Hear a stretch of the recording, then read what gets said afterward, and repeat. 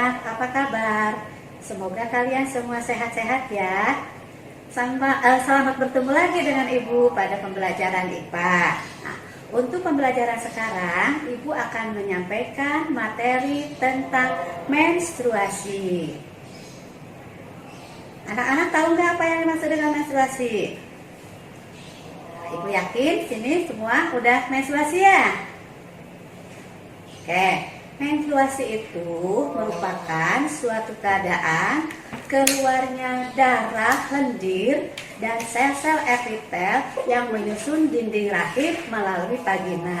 Nah, menstruasi ini biasanya terjadi setiap 1 bulan sekali. Menstruasi ini akan terjadi apabila sel telur yang dihasilkan oleh ovarium tidak dibuahi oleh sperma. Maka akan terjadilah siklus menstruasi. Siklus ini biasanya berkisar antara 21 hari sampai 30 hari. Siklus menstruasi dapat dibedakan menjadi tiga fase. Ya. Fase yang pertama adalah fase menstruasi. Yang kedua, fase proliterasi. Dan yang ketiga, fase sekretory. Nah, anak-anak perhatikan gambar ya di sini ya.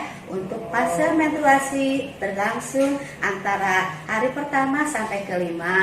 Kemudian lihat proliterasi, lihat ya. Di situ ada jeda-jeda harinya sampai nanti ke fase terakhir ke 28 hari. Ya.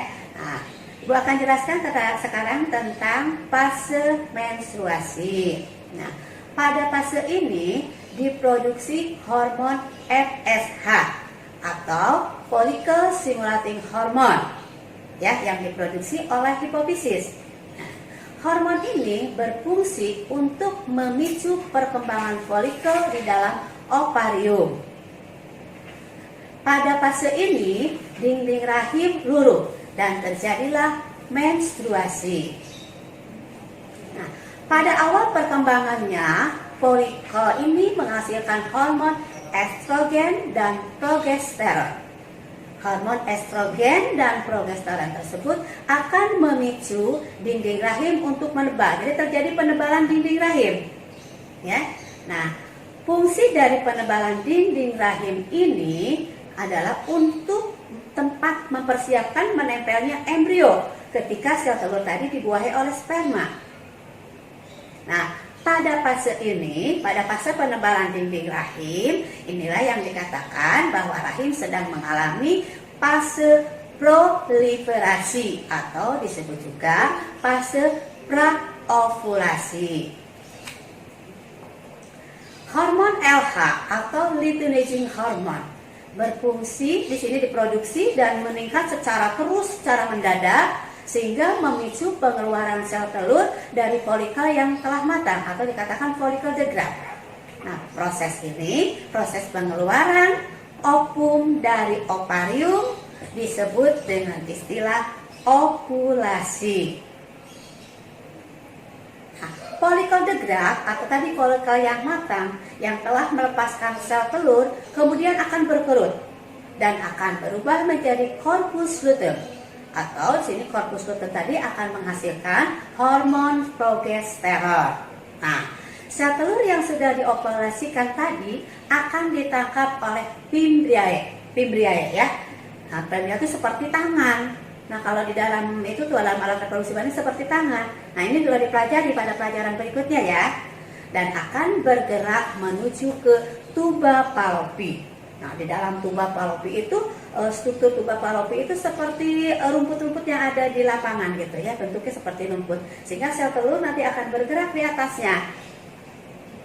Nah, pada saat sel telur tidak dibuahi oleh sperma, maka akan dikirim sinyal tertentu oleh corpus luteum untuk tidak memproduksi hormon estrogen dan hormon progesteron.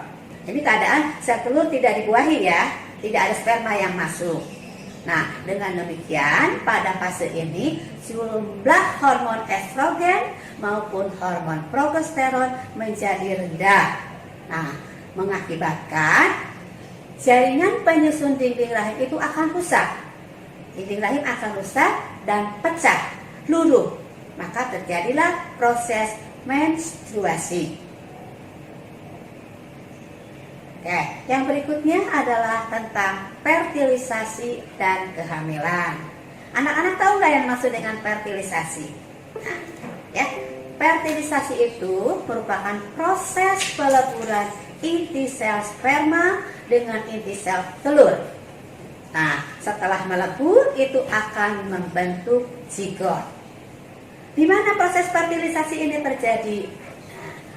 Proses fertilisasi ini terjadi di dalam tuba falopin. Oke, urutan fertilisasi ya. Nah, yang pertama itu sperma akan menembus folikel. Folikel yang ada di dalam sel telur ya. Folikel. Kepala sperma tadi atau kepala sperma itu disebut dengan akrosom. Itu akan melepaskan suatu enzim pencernaan. Nah, nama enzimnya adalah enzim hyaluronidase. Nah, enzim ini berfungsi untuk mencerna bagian membran felusida sehingga mudah ditembus. Felusida tadi mudah ditembus oleh kepala sperma tadi ya. Jadi yang masuk itu nanti kepala sperma ke dalam itu pelus tadi, dan ekornya akan tertinggal di luar. Ya, jadi ekornya nggak masuk ya. Nah, yang ketiga, membran felusida ini akan rusak. Kemudian nukleus dari sel sperma akan menyentuh membran sel ovum. Nah, setelah menembus membran sel ovum, maka akan terjadi pengerasan pada zona felusida. Ada granula kortikal yang tersebar, ya. Nah, karena ada pengerasan tadi pada zona felusida tadi, maka sperma tidak bisa masuk lagi ke dalam ovum tadi, ke dalam sel ovum tadi tidak bisa. Jadi kalau udah ada sperma yang satu yang masuk di situ, sel telur tadi akan membentuk suatu selaput, ya. Ini setianya sel telur, hanya ada satu sperma yang boleh masuk, sperma yang lain ditolak. Oke, ya. Nah, inti sperma yang akan masuk ke dalam sel ovum tadi akan membentuk tadi fertilisasi atau membentuk zigot. Maka zigot kemudian ya akan terbelah, kemudian akan berkembang menjadi embrio. Nah, tadi perjalanan zigot di dalam tuba falopin terus sambil mengadakan pembelahan sel ya, pembelahan sel terus ya, dari tadi 2 sel, 4 sel ya, sehingga ada fase-fase, misalnya ada morula, basula, gasula dan lainnya. Kemudian nanti akan menempel atau tertanam di dalam endometrium. Endometrium itu lapisan dinding rahim ya. Nah, pada kondisi seperti inilah maka seorang perempuan dikatakan mengalami kehamilan. Nah, pada fase kehamilan berikutnya di sini ya, perkembangan embrio di dalam rahim itu mengalami 3 trimester ya. Nah, kalian nanti bisa lihat sendiri proses perkembangan embrio pada trimester pertama, trimester kedua, dan trimester ketiga. Kalian perhatikan tabel berikut ini. Ya. Oke. Nah, sampai di sini dulu materi tentang menstruasi. Kalau kalian kurang paham, nanti kalian silahkan baca lagi di buku materi yang sudah kalian